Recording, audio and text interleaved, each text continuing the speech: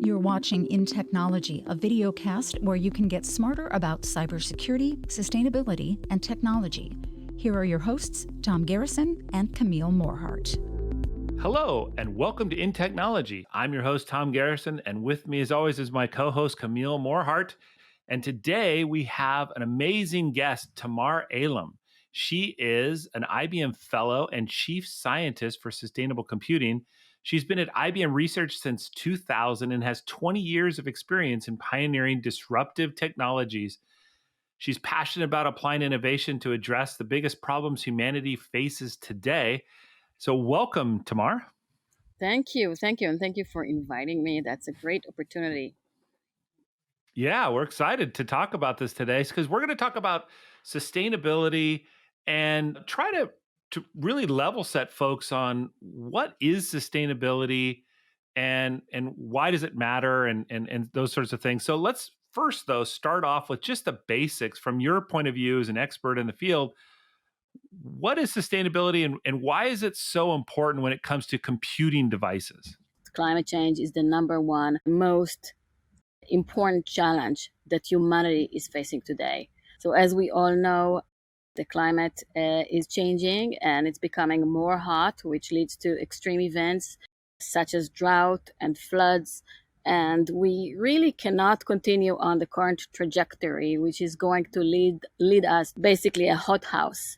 And in order to change the trajectory that we're on today, the number one thing that humanity can do is to reduce the carbon in the atmosphere and reduce the carbon emission that is the result of human activity. And this cuts across all the sectors. So such as supply chain and manufacturing, and also obviously the power grid and packaging, distribution, logistics, and computing. And I'm going to get to computing next. Why is it in particularly important to focus on computing? Looking at all the sectors, why computing? Okay, so the issues that are specific to computing is that really we are at an inflection point where there are multiple trends that are obvious and that are happening today.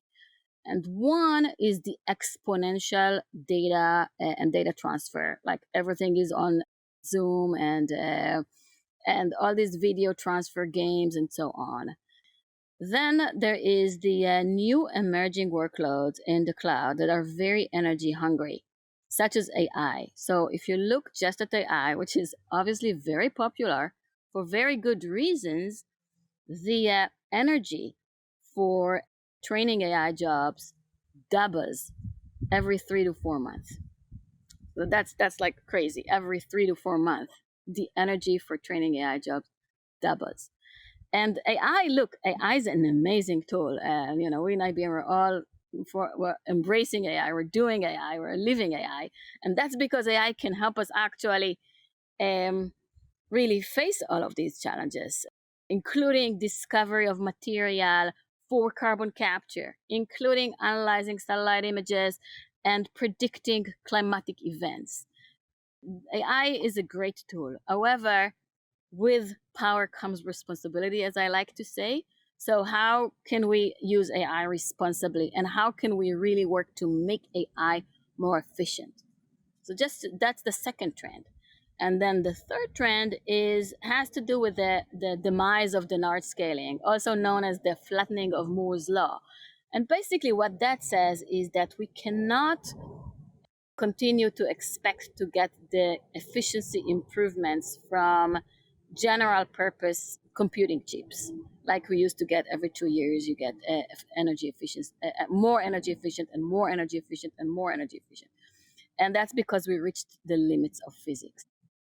And that's why there is a move to specialized systems. And I will talk about specialized systems and why it's important later. But because of these three trends, data explosion, power hungry workloads, and the demise of Dennard scaling, this has caused some to raise the alarm on the increasing energy consumption of computing in general. In fact, the semiconductor Corporation published a report, a decadal report. And basically, the bottom line there is the energy for computing overall is growing in a faster rate than the energy that we're producing, period, than the power that we're producing, period. And that's a problem because obviously we need more computing, but we need more efficient computing. We've been talking about data centers, and the same applies also on clients. So the client devices themselves, you have the sort of amount of energy and amount of carbon footprint you associated with building the device, and then you have the amount of energy that it takes to operate the device. And I know one of the things, at least from my dealings in this world, I was really taken back that on for example, on a laptop, the amount of energy over the device's entire life, most of the carbon footprint is associated with building the device. About 80% of the carbon associated with the entire life of the device is associated with building it. Only 20% is in use. On the server side, it's exactly the opposite. It's 20% is embodied in building the server, and 80% is over its life, operational life. And the interesting thing is that a server's carbon footprint is about 10x what a client is over its life. So it's depending on which kind of device you're talking about, and you want to reduce the carbon, you would have a very different set of actions to try to reduce that carbon footprint depending on the type of device you're using. Exactly. And I was also astonished to discover this fact. I learned about it a few months ago, and it's really mind-boggling that you see this difference. And indeed, you're introducing the second dimension. So when I talked before about the energy for IT, the power usage effectiveness, and the source of the energy, the carbon emission factor, I was only referring to the operations phase of the life cycle. But another dimension here is the entire life cycle of that compute device. And you're exactly right. When it comes to the end users, consumer devices such as laptops and iPhones and all of these devices, manufacturing the device is where most of the carbon footprint goes to. And that's why I was like resisting buying a new iPhone, because I didn't want to have that carbon footprint. I'm like, fix it for me. But sometimes you have no choice, right?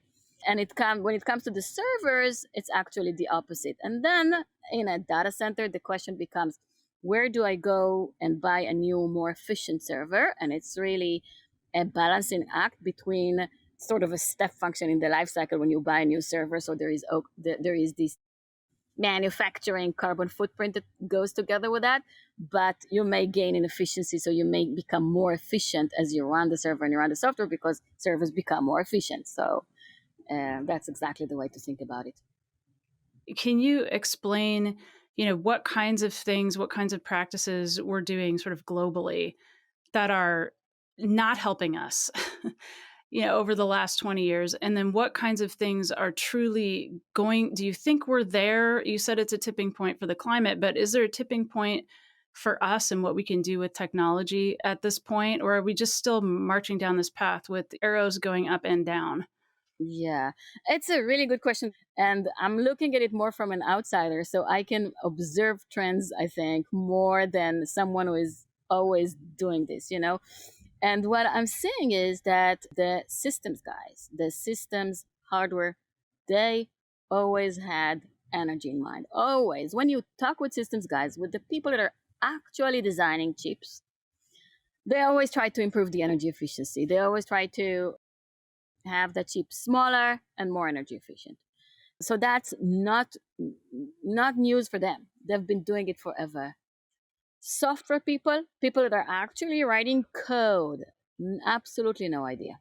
Absolutely no idea. So with the years, we see the introduction of new operating systems and new platforms and cloud computing and serverless and all these trends. And some of it is good. So, for example, when you look at cloud computing, in general, cloud computing is good for sustainability. Why? Because it's more efficient. When you have these exascalers, they have more efficient hardware, they're purchasing more renewable energy, but they also have automation. So because they're automating, and they also have economy of scale. So workloads of different clients can run on the same hardware. If they're smart about it, they can do very sophisticated multiplexing, so they get more efficiency, more utilization, and the automation, grow and shrink, maybe power down machines. So that's why cloud is actually very good for sustainability. However, in general, with software, because there is lack of awareness, we're reaching the point where we have more and more specialized systems that introduce latencies of microseconds, such as different accelerators and non-volatile memory technologies and so on. But because of the levels of indirection that you have in the software stack, we're not always able to utilize it in the best way. So we need to catch up with software awareness to sustainability. And I'm not sure if I answered your question, because maybe your question was a little bit broader than that. I was really focusing on sustainable computing. Yeah, well, I mean, it is broader also, I guess. Thank you for that specific answer on computing. And then I guess just, do you have a more general answer as well for technology? I mean, we can keep it to technology, but look, the way I look at it, technology is our only chance to combat climate change. We can't undo the Industrial Revolution, and we can't undo the Industrial Revolution because we have too many people living on Earth, and we can't feed all these people, so we can't reverse the clock. Okay? So technology and innovation is our only chance to combat climate change. And science, obviously. So we're making advances. We need to obviously completely transform the power grid. We need to introduce optimization in the way we're leveraging renewable energy, which is the big thing. The thing with renewable energy is that it's dynamic by its nature. It's not constant, so it's not predictable. When you have wind, then you have wind power. When you don't have wind, you don't have wind power. If you have clouds, you're getting less of solar energy, right? So how to deal with this unpredictability? We need to have ways to control or manage the load, and to be able to plug it into our smart cities in the best way. And we're not there yet. But what is going to save us? the only chance we have is introduce AI, introduce innovation in order to manage this. Now, one place where I think that is a best match for the dynamicity of renewable energy is cloud computing. Why? Because of its dynamic nature, workloads can actually move with containers. Workloads can actually move to different zones, to different regions, and different tasks can run at different times. So you can actually match the dynamicity of the cloud computing with the dynamicity of the grid, and thus maximize the usage of renewable energy. You can't move a hospital. You can't take the hospital and move all the patients to a different region where you have more renewable energy at certain times of the day. It's not even you have more. It's you have more at certain times of the day.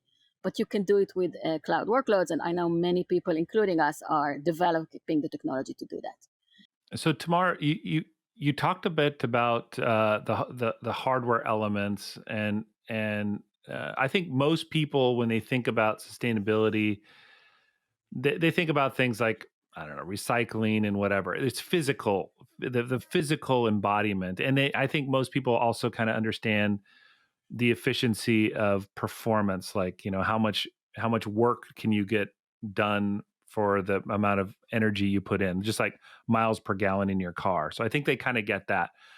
But what I don't think people necessarily internalize as much in the technology world is the importance of software, and how you can have the exact same device, physical device, and in one sense running certain code and having a vastly different carbon footprint than the exact same machine but running different code.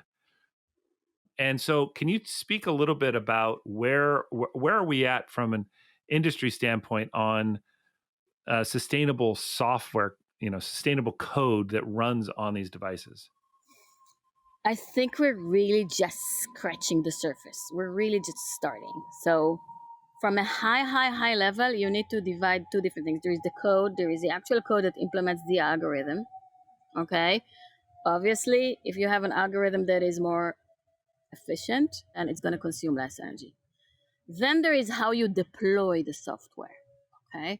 So if you have most of the applications today are distributed, where you put the data and where do you put the compute? You want to put them in the same location. Okay.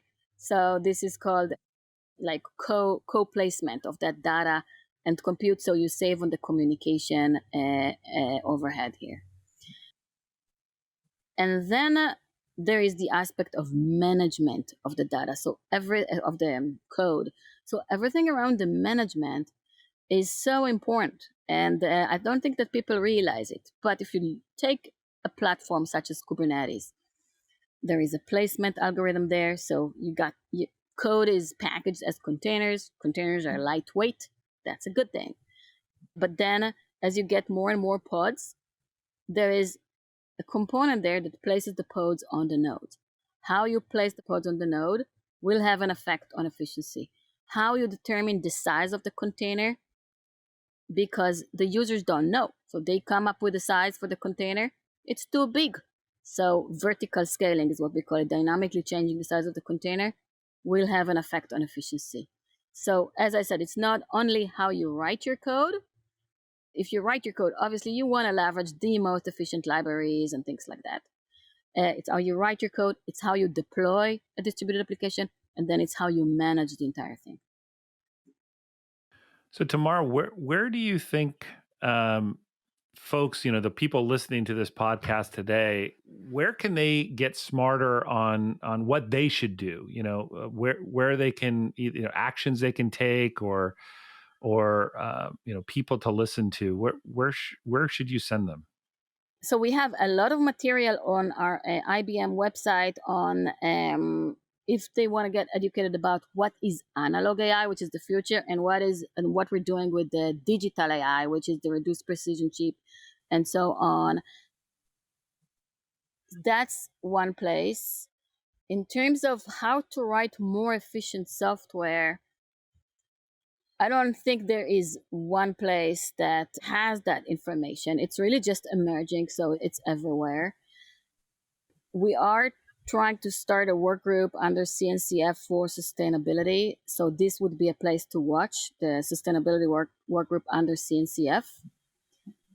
So this is just a few suggestions. Obviously, there is the general area of sustainability, and GHG protocol defines how things are measured and so on. So there is a ton of material about just the basic stuff of how do we measure, how do we quantify, what is the software, what is the life cycle carbon footprint of products, and then extrapolate from that to machines or software. Can I ask you, you mentioned that in 2019 you listened to, I think, a lecture and it changed your life and you moved from cloud computing architect to sustainability innovator. What did you hear? What resonated with you that changed everything for you? So this is a presentation that Steve Easterbrook, a professor from the University of Toronto, gave in the ICSI conference, which is the International Conference on Software Engineering. That's ICSI in Montreal. And it was a keynote about climate. He's a technologist that made the shift exactly like me to just work on climate. And what he said, this is, I think, June 2019, is that the UN report from 2018 that was very grave was actually really underestimating the problem that we're facing. And the reason why it's underestimating the problem is because it didn't take into account the interrelationship between multiple different systems, such as the permafrost melting in the North Pole, resulting in the release of methane to the atmosphere, which is even accelerating the global warming even more. And as exactly as he said, the research is going to come out. I followed it after I listened to this presentation, and indeed, research started coming out about saying the 2018 very grave report is underestimating the problem that we're facing. And basically what he says, and the takeaway from this talk, was three different things. Is one, talk about it. Talk about climate everywhere, which is what we're doing now. Two is be political. And what I mean by be political is take any opportunity to vote, any opportunity that you have. And three, make it your job if you can. As I said, it sort of caught me and I couldn't stop thinking about it. I started asking everyone in IBM is, okay, what are we doing about climate? What are we doing about climate? I got pulled into multiple client conversations and even went to Singapore just before COVID started. And then in January 2020, IBM Research decided to start a new program, which is called the Future of Climate. And I immediately joined. And then COVID hit and we all went down and started working together on Future of Climate. And that's where I am until today. That's great. So, Tamar, this has been a great conversation, I think, to get people starting to think, even if they haven't before that, about the intricacies around sustainability and how it relates to computing. And there's so much more that's going to be coming. So thank you for coming in. And we look forward to all of the exciting sort of discoveries that are going to be in this area moving forward. Never miss an episode of InTechnology by following us here on YouTube or wherever you get your audio podcasts. The views and opinions expressed are those of the guests and author and do not necessarily reflect the official policy or position of Intel Corporation.